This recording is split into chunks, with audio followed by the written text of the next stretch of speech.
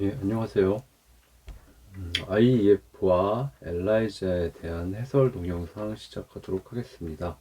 2024년에 분자생물학 관련 문제로 26번이었던 것 같은데 5가지 선택 지문이 있었죠. 그 중에 4개의 선택 지문이 그동안 기출에서 언급되지 않았던 용어들이었습니다.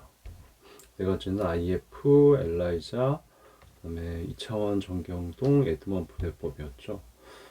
네, 정답인 하나의 질문이 워낙 쉬웠기 때문에 나머지 4가지 용어는 그 내용이 뭔지 몰라도 맞출 수 있는 문제였습니다.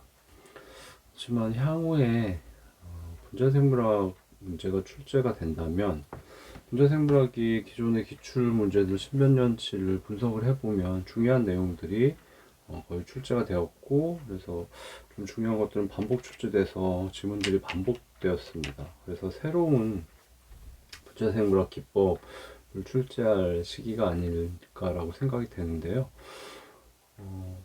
향후에 그 새로운 분자생물학 기법을 출제하시는 분 입장에서는 이 4가지 용어가 이미 2024년 기출에 내용은 나오지 않았지만 용어가 포함이 되었기 때문에 출제할 때 좀 부담이 적을 것 같아요. 그래서 선택할 가능성이 있다고 보이고요. 특히 엘라이저 같은 경우는 이제 상당히 중요도가 높습니다. IEF는 그거보다는 약간 중요도가 낮지만, 그래서 향후에 접할 가능성이 있기 때문에 공부를 해주시는 게 좋다는 게 제 판단입니다. 그래서 기출 해설 자료 외에 IEF와 엘라이저에 대한 좀 자세한 자료를 준비를 했고요. 나머지 2가지 에드먼 분해법이나 2차원 전기운동은 간단한 해설 몇 줄만 공부하시면 이해가 되기 때문에 그게 끝이고요. 네, IEF나 엘라이저는 실제로 제대로 이해하려면 상당히 쉽지는 않습니다. 자, 그래서 자료와 해설 동영상을 공부하시는데 어느 수준까지 공부할지는 좀 개인의 상황에 따라서 다를 것 같습니다. 그래서 생물에서 좀 확실히 대비를 하고 싶으신 분들은 자료와 동영상을 잘 공부하시면 좋겠고요. 근데 2가지가 나올 가능성이 엄청나게 높다라고 생각되면 무조건 공부하시라고 얘기를 하겠는데 그런 상황은 아니고 출제될 가능성이 이제 생겼다라는 거죠. 그래서 너무 생물에 많은 시간을 투입하실 수 없는 분들은 그냥 기출문제 정도 공부하시거나 아니면 이 자료에 보시면 앞쪽 부분에 지문화될 수 있는 내용들을 좀 추려가지고 핵심 지문들을 정리를 해놨어요.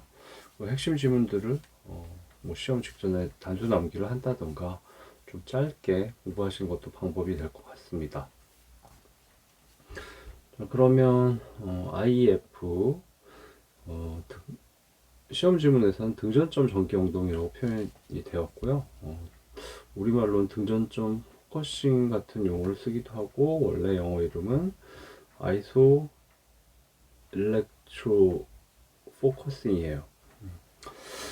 그다음에 엘라이자는 효소결합 면역 흡착 측정법인데 엔자임 링크드 이뮤노 솔번트 어세이를 번역한 겁니다.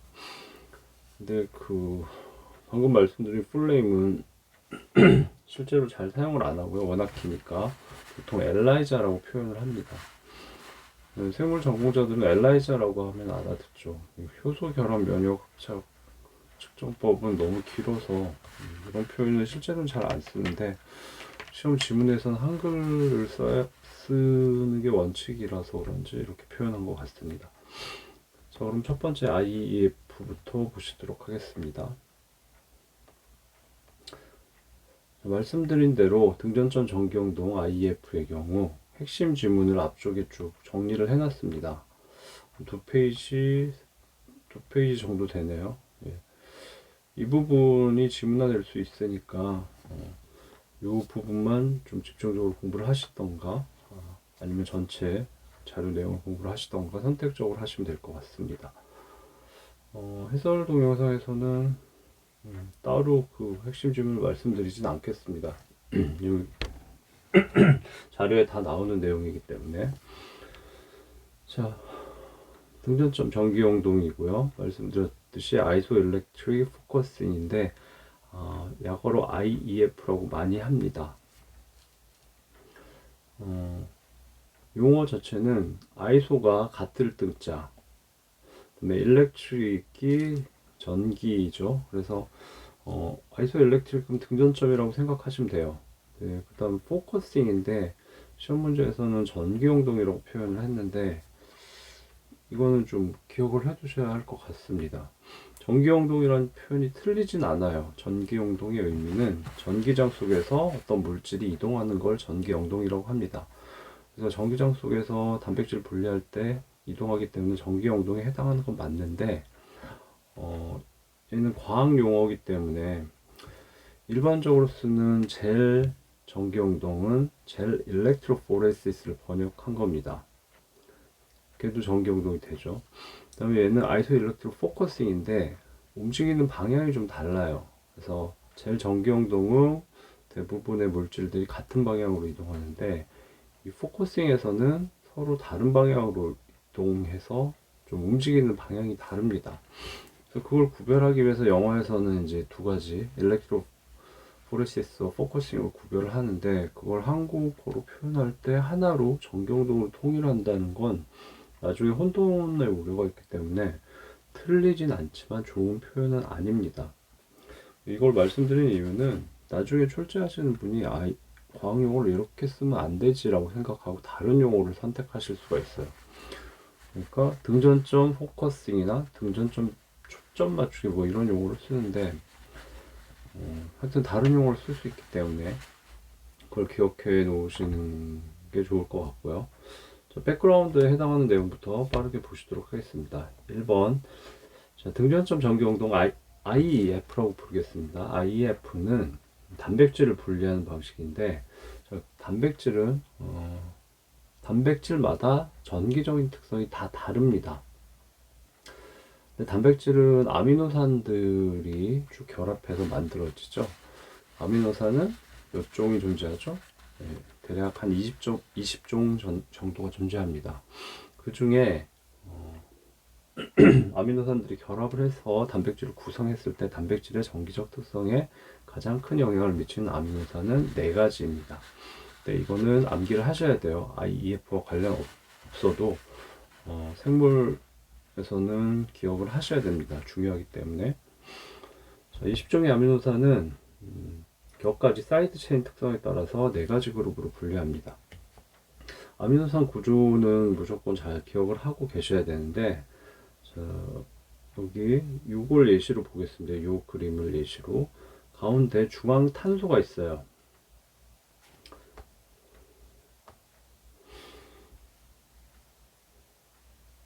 중앙에 탄소가 있습니다.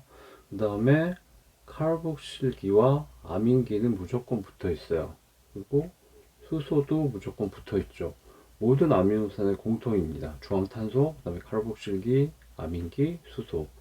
그 다음에 이 나머지 부분, 이 부분이 사이드 체인이죠. 레지듀라고도 하고, 사이드 체인은 격가지라고 표현하고, 레지듀는 잔기라고 표현을 합니다. 이 부분은 아미노산마다 다 다르죠.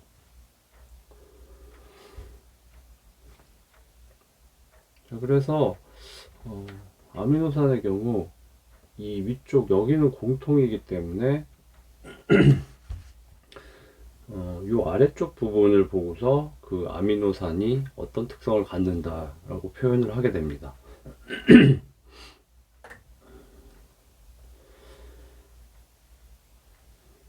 자, 그래서 20종의 아미노산은 격가지 사이드 체인의 특성에 따라서 4가지 그룹으로 분하는데 첫 번째 극성 아미노산들, 이온화되는 아미노산들이죠. 두 번째 이온화되진 않지만 부분 전하를 갖는 아미노산들이 있습니다.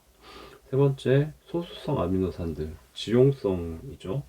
네 번째는 나머지 특수 아미노산들로 구분을 합니다. 그 중에서 단백질에 포함이 되었을 때 단백질의 전기적 특성에 가장 큰 영향을 미치는 것은 4가지 아미노산인데 이온화되는 극성 아미노산들입니다. 그건 이제 여기 보시는 아스파르트산, 글루탐산, 라이신, 아르지닌 4가지입니다. 자, 그래서 이 네 가지는 암기를 하셔야 돼요. 아스파르틱 애시드와 아스파르트산과 글루타믹 애시드, 글루탐산은 사이드 체인에 카르복실기 COOH를 가지고 있습니다. COOH. 근데 이 COOH 카르복실기가 이 아미노산이 들어있는 수용액의 특성에 따라서, 정확히는 pH에 따라서 여기 H가 떨어져 나가죠. H 플러스 수소이온이 떨어져 나가면 COO 마이너스 형태가 됩니다. 중성 카르복실기로 존재할 수도 있고, 상황에 따라서 COO 마이너스의 이온 형태로 존재할 수도 있습니다. 글루탐산도 마찬가지죠. 그래서 아스파르틱 애시드와 글루탐산은 카르복실기를 갖고 있다는 건 기억하셔야 됩니다. 그 다음에 라이신과 아르지닌의 경우는 이 사이드 체인 쪽에 아민기를 가지고 있습니다. 아르지닌의 경우는 정확히는 아민기는 아니에요, 화학적으로는. 근데 생물학에서는 뭐 그렇게 구별 안 해도 되고요. 거의 특성이, 화학적 특성이 아민기와 같습니다. 그래서 얘는 그냥 아민기를 갖고 있다고 표현을 하겠습니다. 라이신과 아르지닌은 아민기를 갖고 있는데, 그 아미노산이 존재하는 수용액의 특성에 따라서 이 아민기가 중성 NH2 형태로 존재할 수도 있지만, 수소이온 H 플러스와 결합해서 NH3 플러스 형태로 이온화될 수도 있습니다. 그래서 라이신과 알제닌이 아민기를 갖는다는 암기하셔야 돼요. 카르복실기를 갖는 아스파르트산과 글루탐산은 이름에 산이라는 이름이 붙어 있죠. 애시드라는 이름이 붙어 있어서 특별히 암기를 안 하셔도 되고, 근데 아민기를 갖고 있는 라이신, 알지닌은 암기를 하셔야 되는데, 라이신, 알지닌을 빠르게 100번을 60초 내에 하시는 걸 연습을 하시면 됩니다. 몇 번 연습하시면 그냥 단순 암기가 될 거예요. 자, 그래서 단백질의 정기적 특성을 결정하는 것은 주로 이온화되는 아미노산인데, 아스파르틱 애시드, 글루타믹 애시드, 라이신, 알지닌 네 가지고, 두 가지는 카르복실기를 갖고 두 가지는 아민기를 갖는다까지 기억하셔야 되겠습니다.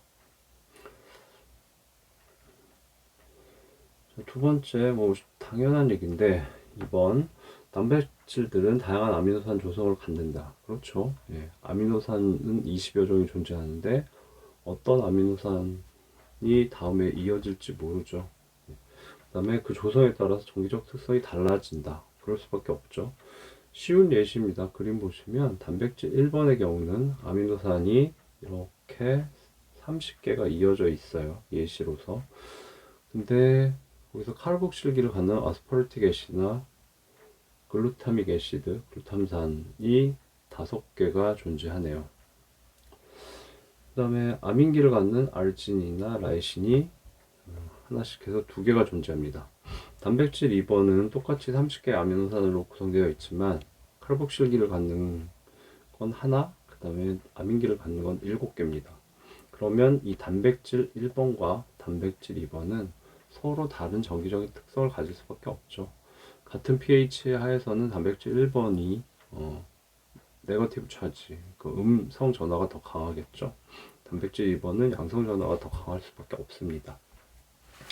그래서 단백질들은 다양한 아미노산 조성을 가지기 때문에 정기적 특성이 다른데, 특히 아까 공부하신 네 가지 아미노산의 비율이 그 특성을 결정하게 되겠습니다. 자, 세 번째, 단백질에 포함된 아민기와 카르복실기의 전하는 pH에 따라 달라진다. 아까 보셨듯이 그림에서 보면 카르복실기는 이런 형태로 자, 이 부분이 단백질이고, 이제 아미노산들이 쭉 내부에 들어있는데, 그 중에 이제 예시로 라이신, 알지닌 같은 아민기를 갖는 아미노산이나 아니면 카르복실기를 갖는 아스파르틱 애시드나 글루타믹 애시드가 포함되어 있는 거예요. 자, 여기 카르복실기가 존재하는데, 카르복실기는 중성으로 COOH 형태일 수도 있고, 이렇게 COO- 일가 형태일 수도 있습니다. 그다음에 아민기도 역시 이렇게 NH2 중성으로 존재할 수도 있지만 NH3 플러스로 존재할 수도 있습니다. 이거는 그 단백질이 녹아 있는 수용액의 pH에 따라서 달라집니다. 당연한 얘기인데 낮은 pH를 먼저 보시게 되면 낮은 pH는 H 플러스 수소이온의 농도가 높죠. 산성이기 때문에. 그러면 칼복실기는 이 수소 H를 떼어내고 싶어도 H 플러스가 많기 때문에 와서 결합을 합니다. 그래서 COO 마이너스 형태로 존재하기 힘들어요.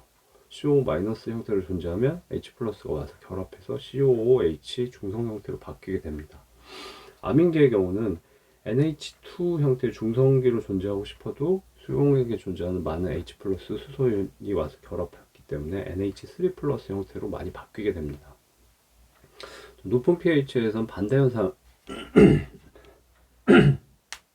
현상이 일어나게 되죠. OH-의 농도가 높은 거죠. 수산화이온. 그래서 카르복실기는 COOH 중성 형태로 존재하고 싶어도 OH-의 농도가 높기 때문에 수용액에 OH-가 와서 이 카르복실기 H 플러스 수소이온을 떼가버립니다. 그래서 H2O 물이 되죠. 그러고 나면 많은 카르복실기들이 COO 마이너스 형태로 존재하게 됩니다. 그 다음에 아민의 경우는 NH3 플러스 형태로 존재하고 싶어도 수용액에 OH 마이너스 이온들이 많기 때문에 수소 이온을 떼가 버려요. 그래서 NH2 중성 형태로 많이 존재하게 됩니다. 중간 pH에서는 이렇게 존재할 수 있게 되죠. 그래서 단백질에 포함된 아민기와 카르복실기의 전하는 중성이냐, 음성 전하를 갖느냐, 양성 전하를 갖느냐는 그 단백질이 녹아있는 수용액의 pH에 따라 달라지게 됩니다.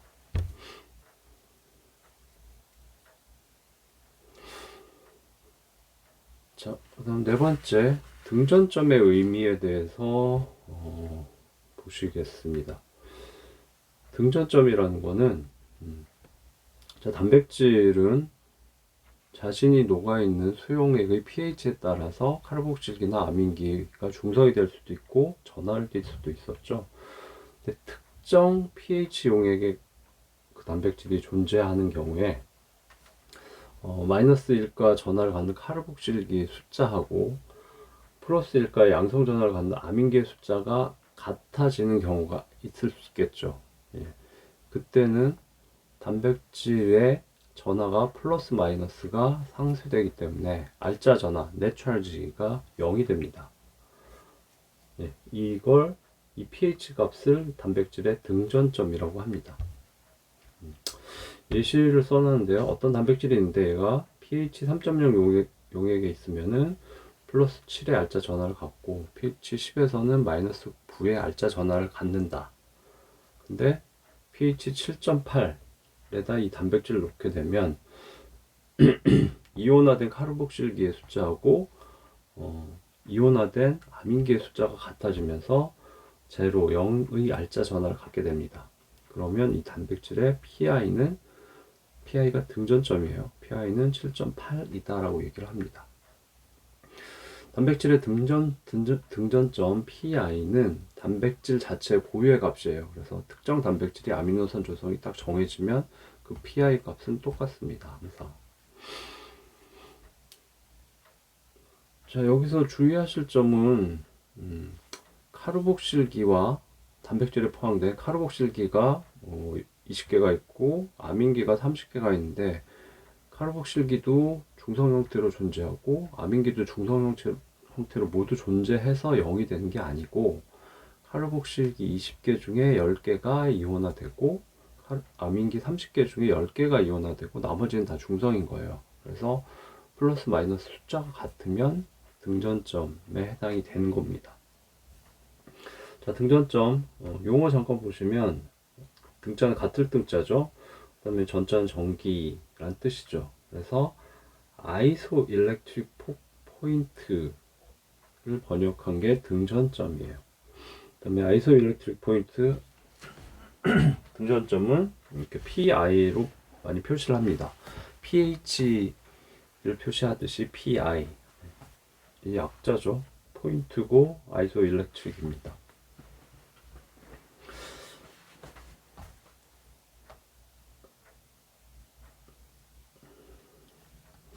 자, 여기서부터는 설명이 좀 길기 때문에 잠깐 끊어서 가도록 하겠습니다.